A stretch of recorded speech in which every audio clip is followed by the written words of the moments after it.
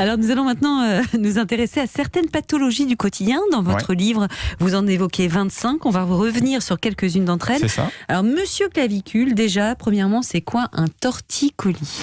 Oula, souvent les gens ils se disent j'ai pris un coup de froid dans la voiture, j'ai mal dormi et tout ça. Bon, tout ça c'est des explications qui sont dites par les patients, mais en fait qui n'ont aucune vraiment validité. Quand on sait que vous imaginez que c'est multifactoriel, donc il y a plein de causes qui peuvent s'ajouter, et c'est difficile des fois de savoir exactement quelle est la cause principale. Moi j'en avais un quand j'avais un mauvais oreiller, j'ai changé d'oreiller, j'en ai plus.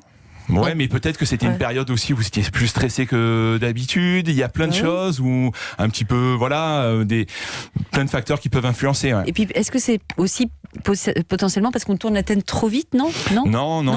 Alors, certaines personnes disent que c'est un spasme musculaire qui vont. Voilà, il y a des hypothèses. On n'est pas sûr encore exactement de. Voilà. Bon, la cause, elle n'est pas claire, on l'a compris. Mais en tout cas, qu'est-ce qu'on peut faire pour éviter d'en arriver à avoir à porter une minerve ? Qu'est-ce que vous nous conseillez sur le torticolis ? Déjà, ne pas porter de minerve, parce que c'est s'affaiblir. Donc ne mettez pas de minerve.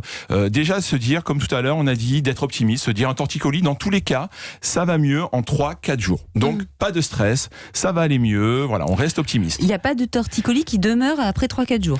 Alors derrière, il y en a certains effectivement qui peuvent basculer dans du chronique, mais c'est parce qu'il y a beaucoup de facteurs, comme on a vu tout à l'heure, qui vont l'influencer. Donc des terrains très anxieux, avec de la dépression, du stress. Une technique à faire vraiment pour se mettre en mouvement à la maison, qu'est-ce qu'on peut faire concrètement ? Alors déjà concrètement, on peut déjà se mettre en mouvement, essayer de venir chercher la zone un peu douloureuse en faisant par exemple des rotations de tête, des inclinaisons, des flexions, venant chercher le menton vers le sternum comme ça, ou en extension en arrière. Voilà, déjà d'essayer de mobiliser ces cervicales doucement, aller jusqu'à la barrière douloureuse et essayer petit à petit de gagner. Voilà, c'est ça combien de fois d'affilée ?